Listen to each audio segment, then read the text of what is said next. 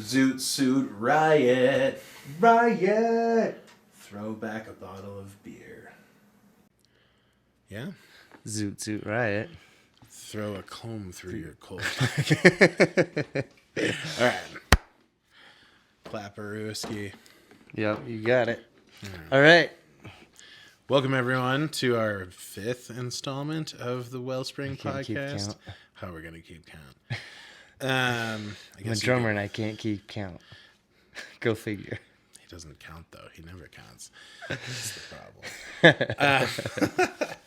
So today we're going to talk about how we write music and our musical creative process, which is probably something we could talk about for a really long time. So we might have to cut ourselves off and then be like, this is this context and this is that context. Anyways, we're really going to talk mostly about source. And I guess things have really evolved over the years. With the original bandmates, there was a lot less collaboration because I think we listened to completely different styles of music. And so I'd come to somebody with something and they'd be like, let's do this. And I'm like, why would I do that? That's a terrible idea.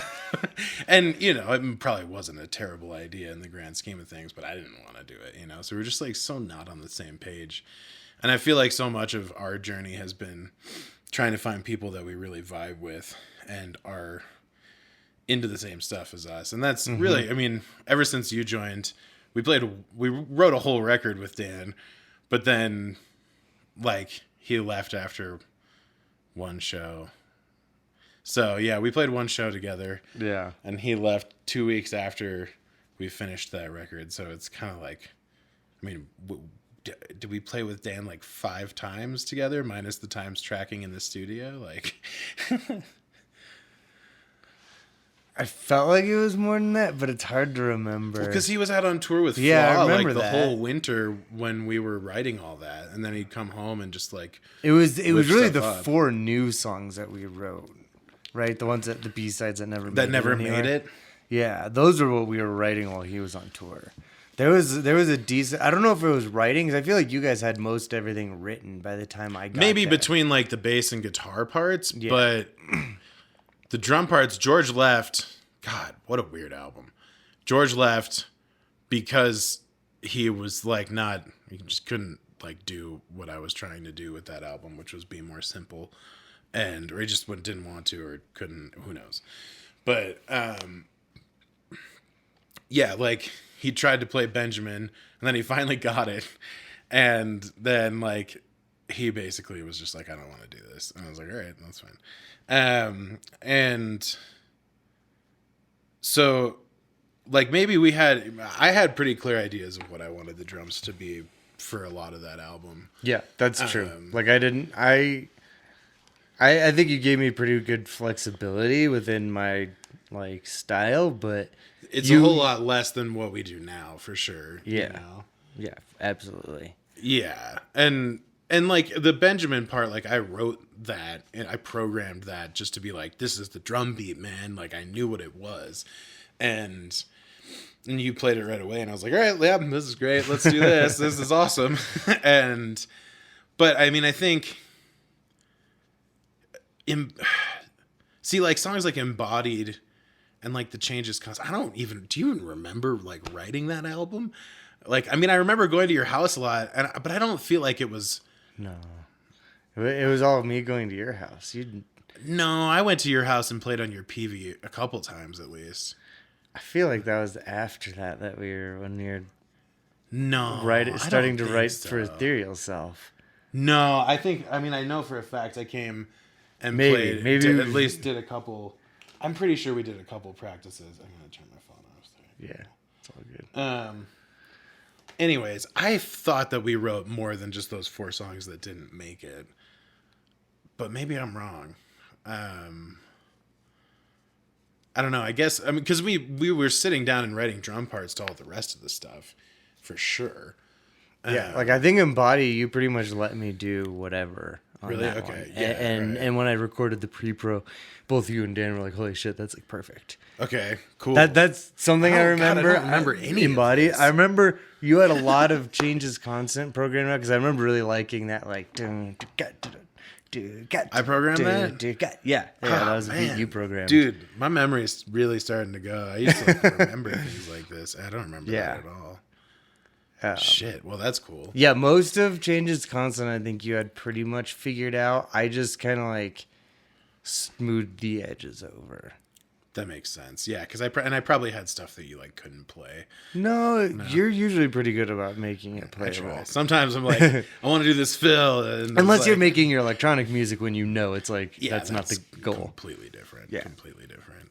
But yeah, like Return to Nothing, I had all those songs blocked out. Like I had it all arranged and it was all written on guitar. And then I brought it to Dan and Dan wrote bass parts. Except for like the intro of The Essence, the whole beginning portion of Memories of Yesterday, all the way up to the first chorus. And then Consumed, that guitar part's Dan wrote that. But everything else I wrote all out. But like Memories of Yesterday was like, that's how I wanted to be able to write, but it just like, it never really worked out that well, except for Memories of Yesterday. Like we just sat down and Dan started playing that tapping line. And then we just like wrote the whole verse section. And then I took that and wrote everything after that. I was like, all right, this is a whole song that I wouldn't have written if we hadn't done that jam, which is cool. I like that. Yeah, it's interesting because it does kind of go like kind of a different direction. Yeah, right. It's like, take over. That like verse where you're like I've heard people kind of describe Incubus, like that we sound like Incubus, and that's like the only spot. Yeah, I could see that. That sounds like Incubus to me. I could also see like 311. Yeah, except no rapping. I don't know. Well, I think of like Ember is the color of your energy. Okay, Whoa. Yeah, maybe. Naturally. Yeah, I could kind of see that, but I got more of an old school Incubus vibe from that section. Yeah, I don't know. It just is. It's cool and it's like super uniquely sourced. I think like but that whole song is like, but yeah, for the most part, like I wrote like all the structures, and then Dan would write bass parts, and then I'd be like, this is kind of what I want for the drums, and then like have to tone things down a lot with George. Whereas like with you, it'd be like you would get the basic idea of what I was talking about, and then you'd throw in all this shit where I was just like, oh, that's really fucking cool. Like, these are things I can't think of, instead of like having to edit stuff out. It's like, oh, cool, I get to add all this stuff in that it's really awesome. Yeah, and that's then, why I say smoothing the edges over of what the program drums with are. the splashes, Yeah. But yeah, I think Totality was kind of the same thing. It's just that you and me were a lot more connected on how the songs were gonna get like arranged, and then Dan would just come in and do his thing. And Dan was cool because he like was good at what he did, and he'd just come in and like, it's gonna be this, and then he'd like memorize that and not forget it, and like he'd come in and nail it, and then but he's just hard to be around. And he didn't want to be in our band. He wanted to go and plagiarize the whole album. It's hard not to bring that up. It's hard not to bring that up in the writing process. For sure. I mean, I'm sure Dan wasn't plagiarizing. I'm sure he wrote his own parts to that and had no idea that Tommy stole all that shit. Mm-hmm. Apparently Tommy had no idea he stole all that shit either. So. I kind of find that hard to believe, but whatever. Weak excuse. Yeah. I didn't know I was plagiarizing. Sorry. But yeah, I think because we worked so well together, like writing the drum parts for Totality, it was like all of Ethereal Self was just, I don't know, it was different. Like, I think the song Ethereal Self, I think I had a pretty clear idea up to the bridge. And then me and Riley jammed that bridge like a couple times, like for a really long time. And Riley sort of came up with all those chord changes. Yeah. And they're perfect, like that song couldn't go any other way. Yeah, that part's awesome. I love that part. Yeah. Yeah. and Robbie loves that part too. And that's, I mean, like, I wrote the guitar line, but Riley's the reason why that guitar line goes where it goes, And that was the first time writing with the band where it was like, oh, cool. Like, I don't have to come up with all these ideas anymore. And like, there can be like really cool ideas that actually fit in the vein of what this band is. Mm-hmm. And like, there's things that it's something that creates so much more novelty when you get three creative subconsciousnesses and consciousnesses together, like all of that stuff, like it just creates so much more possibility to like come out in the novelty creation, and that is writing music. For sure. Yeah. And so like once you get a taste for that, it's like, man, I'm never gonna I gotta find people who listen to the same stuff that I do and want to do the same things that I do. Or at least complementarily. Yeah, exactly. And that's why working with Jake worked really well, because like Jake doesn't just sit around listening to Tool all day long. Jake listens to like Thundercat and like a lot of different stuff. He's super eclectic, yeah, and in what he listens to, which is great, and his writing is awesome. But yeah, I just think he wasn't into what we do, so it's fine. Yeah. So anyways, it's a weird announcement. We're not playing with Jake anymore. Nobody knows that. I didn't want it to be weird for those, like, we rebroadcast pre-recorded things because we're cheaters like everybody else in the music industry. Well, we didn't tune our vocals, that's for sure. So yeah, we have somebody new now, and his name's Pascal, and he's really cool, and it's very enthusiastic, which is the first. We've never had everyone being really enthusiastic about what we're making in the band, which is interesting, but I think that will be good for us. It's more fun, that's for sure. Yeah. So like most of Ethereal Self, I mean, I guess like I had the insipidness sort of written out, and I definitely came out with the drum beats though, because I remember messing around with those a lot. Yeah, and we massaged them together, jamming. Yeah, no, and that was sort of the big difference. Was like I had very little idea of what the drums were going to be for any of those. I was just like, I'm not even. The biggest one was False Prophet. I struggled with False Prophet. Yeah, and then we really fucking just like puzzle pieced that one together. Yeah, and that was one of those things where it was like me just speaking doo-doo caca to you for like which we should definitely talk about what doo-doo caca is. Yeah. When you describe a drum beat to somebody that you hear in your head and you're not a drummer and you can't go sit down and play it, you have to use doo-doo caca, doo-doo caca, doo-doo caca. And Justin is really good at speaking doo-doo caca. Yes. I am very versed in the non-drummer, or I mean just drum speak, I guess, because drummers use it too. They do, yeah. See, but I feel like you guys say like one and I'm like, but I have to train myself to say that. It depends. It depends. Some drummers will do the beatboxing type thing like that. Some drummers will do the apple, banana, and banana. Some.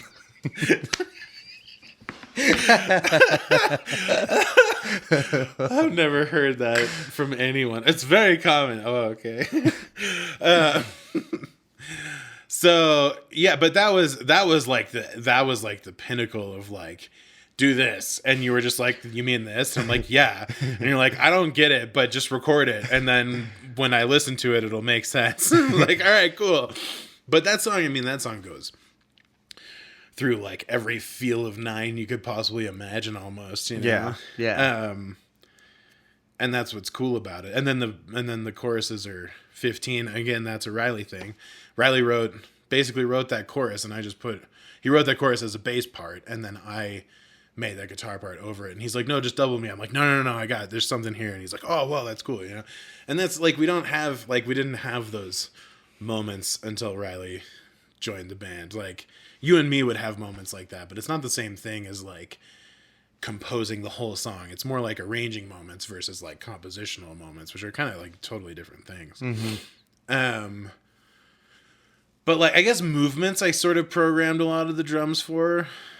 Yeah, you had some basic ideas, but then we ended up changing a lot of things, right? Last minute. I remember that was one where I like made some fill, and you and Riley were both like, dude, nobody can play that. I'm like, really? Oh, all right, sorry. We're in some coffee shop and I don't even remember. We wrote a lot of that stuff on tour, which was really fun. And that's why it was weird that Riley left when he did, because I kind of really wanted to do that album with him. But because Jake joined, like, there's so many things, like the bass part in Goddess Death and the bass parts of Movements. All of Paper Tiger, too. All of Paper Tiger, Pupa. There's so many things Jake contributed that make those songs what they are, you know? Yeah. And I suppose that's true. Like, I mean, Dan came up, but again, they're like these parts. Okay, so the Serpent, that's another part. The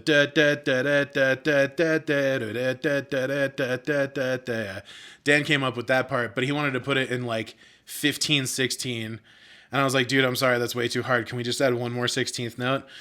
And it'll be in 4/4, and then it'll be really awesome. And he's like, okay, cool. And then but then like the whole outro of Unsure, where you do that drum solo, he wrote that whole tapping part, but he wrote that to be like super fast, and I'm like, I can't play that, so let's slow it down and make it really groovy. And so like it's just a different thing than like. But I feel like you do that a lot, even with a lot of the Jake's parts on like Movements, especially, is like it's you and them, or like all of us working together really to create the part, you know, so that we all agree to it, and right. It sounds cool, complements everything that's going on, doesn't step on toes, and everybody's on this, like everybody likes it. You know? It's like, as long as we can all like it, exactly. Because I don't ever want to play, like I don't want to be in a situation where the person's gonna be like, this is what I'm playing, and I like don't like it, and I'm like, well, this is stupid. Like, wow, we can't do that. Like, I don't want to do that. Yeah. So I'm sure that's why Tool gets in lots of fights. Yeah, I think from the sounds of it, they're very stubborn, but yeah, but I guess like they've all sort of learned over the years how to, and I've had to learn too. You know, like I part of what I've had to work through is like I had to defend the idea that I was going for with the band from like, you know, George and Dan's idea of what it should be. And I'm kind of like, look, this is my band. Sorry, like I'm writing all the lyrics, I'm writing most of the songs. Like, I'm putting all of the stupid amounts of money that we put in on that album in. And so I had to start, like, just like, okay, like, I had to defend this idea to being like, oh, like, these people that I'm working with now, like, totally understand what this idea is. And I have to sort of, like, let down my whole thing and, like, listen to what people are saying and be like, okay, like, what is this? Okay, let's try it and see what it sounds like. And sometimes it sucks, and other times it's like, holy shit, this is sweet. And then it inspires like a whole new direction. For sure. Which is what Pupa was. Like, that was sort of just like, let's just sit down and jam and see what happens. And we wrote everything up to the last reprise of the original all the way up through the jam section. All the way up through the jam section, through the last like chorusy thing. And then we were like, I'm not really sure where to go. And then I finished it. I just like grabbed my guitar and like went out on the deck and finished it. And I was like, this is how it's going to go. Yeah. and there's like, that's like the last like what, minute and a half of the song? Yeah. 2 minutes maybe. Yeah. So yeah, it's been an interesting journey to like, now it's sort of weird. Like, I mean, I guess, I don't know. So with Emergence, the song we're working on right now, I just had like a lead line for it, and then me and Justin jammed it, and I came up with some other stuff, and that gave it like a direction. And that's when Pascal started coming over. Mm-hmm. But yeah, I don't know. It seems like, I don't know. That just seems like super new. Cause like the other song that we wrote with Jake that we're going to hopefully finish and put out, that was just like straight up all together jamming and trying to like hone that into something that had structure, you know? So I don't know. It's, I guess my point is like the way that we write now is a lot more fun, and it's evolved. Evolved so much. Yeah. And it's really just evolved out of like that being being made available, whereas it wasn't before, you know? And it's cool that so many people like Return to Nothing, because that's seriously just like 100%. Like, other than some of the stuff Dan's doing, like how Dan played the bass and a lot of that, like the way that Dan played bass definitely shaped how the sound, like how like that first like iteration of the sound showed up. But it's just cool because it's like this. I feel like this is that album's super just like me. But I think you can only do that for so long unless you're like Frank Zappa, you know.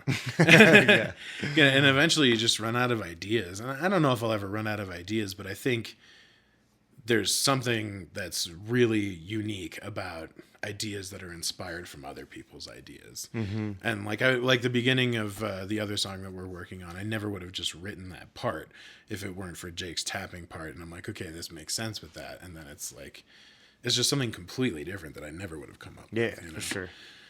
But I mean, it's sort of like, it's weird. Like I don't know how many drummers write songs. You can't write songs on drums, right? Not really. I mean, you can write like drum songs, which is sort of different than like a whole arranged band song, right? Yeah, I mean, it depends how far you take it. There's that Nate Smith album that's just literally a bunch of songs, like little drums, but they're like songs. Like he has like kind of sections and he grooves. But it's just drums. It's just drums. Yeah, it's just him. I can't remember the name. It's like Pocket Change or something like that, or something with pocket in the name. It's just a really sick album if you like drums. Well, and I guess so. Like you could, as a group, like the composer could be the drummer, and like for sure, there's definitely like, this is the beat I want to play, and let's see how we can accent this beat like musically. Yeah, for sure. There's a lot of drummers who are composers, but are like, then I guess that's different than like a drummer writing something on a guitar or writing something on a piano. But like if a group were to sit down, and this is probably what happens with Tool a lot too. Is Danny's like, I'm gonna do this beat, and people are like, oh, this is how I'm gonna like harmonize this beat almost. You know, that's why I think a lot of that, it seems so drum centered, probably because Danny has such a huge voice in how the songs are gonna go. For sure. And he'll probably, I think sometimes, you know, to them it's maybe a numbers game, and so he'll come up with like some weird polyrhythm type thing that he can mess around with. Right. And then they kind of go build upon that. Right. But yeah, I know Dave Grohl, he says playing guitar has always just been like playing drums to him, so he always thinks of guitar as drums. Oddly enough, yeah. Because he's, you know, his first main instrument was drums. So how do you think of guitar as drums? Like he's thinking like high notes are generally like snares or cymbals, and low notes are kick drums or toms or something. Interesting. I mean, I guess like we do that sometimes. Like Riley was doing that for some stuff on Ethereal Self. Like he would do that, and even with Paper Tiger, that one part, the exactly.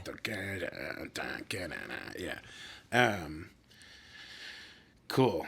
Yeah, just so I don't know, different people. Yeah, I'm always interested in how other people view writing or composing and stuff. So I think it's so like, I think it's got to be very unique for every band. I mean, you look at like Opeth, and I'm pretty sure that Michael Ackerfeld writes all that shit. Like, I don't think there's very much collaboration at all. I'm sure Frederick writes his guitar solos, but it seems, and maybe he helps write harmonies and second parts or whatever. But like, Michael seems to be the driving force behind that band for sure. Even all the drum parts, you think too? Probably has a lot to say about the drum parts. Yeah, it's his band, and it's been his band for a really long time. And I think, I don't know, we're some weird hybrid where it's like, it's nice because I think there's the way that we're starting to do things, there's a lot of possibility, and there's a lot of structure, and there's a lot of like containment for all the possibilities. So it's like we can finish stuff fast and it sounds good, I think. I mean, we wrote Ethereal Self I wrote some of that stuff like years ago, but I mean, it took about like a year to maybe a year and a half to write an hour and 15-minute long album, you know? Mm-hmm. And I think that's pretty good. Yeah, I think so. I mean, we ended up writing a good amount of it during COVID too, so we had a fair amount of time to just chill. Like most of Pupa was written then, right? Yeah, I think we definitely had a handful of songs. Like, I wrote The Insipidness when I moved here. I wrote Origin when I moved here. I wrote My Encumbrance and Pupa and Paper Tiger. And then I wrote all those songs. We started fleshing out drum parts. Yeah. So like Ethereal Self, Movements, Goddess Death, think, because no, False Prophet. No, in False Prophet, those were the songs that were written before we moved up here, and then the other 5 songs got written all once we moved up here, which was like, I mean, we were done with the structure of Pupa by May, so like over half the album was written in like 6 months, which is pretty good, you know. Yeah. And we're like communicating with Jake via Skype, like doing like FaceTime, right? Yeah, FaceTime. He'd record pre-pro, send it back to us, and we'd critique it over FaceTime. Yeah. So yeah, I mean, I think that's super efficient. And I also think like, I don't know. I think it's good. I think it's good for us to slow down things a little bit, just so that there is more room for like changes to happen and like songs to evolve a little bit more instead of just being like, this is the thing, you know. But I think that's how we've been writing for these last 2 songs, and it just seems cooler, I guess. I don't know. Yeah, seems like a pretty good talk on writing. Yeah, I think that was good. We could do a part 2 about the remixes if you want. Yeah, that sounds good. Do you want to do that? We could do that right now. Okay. And then just like not give it to you guys until later. Ha.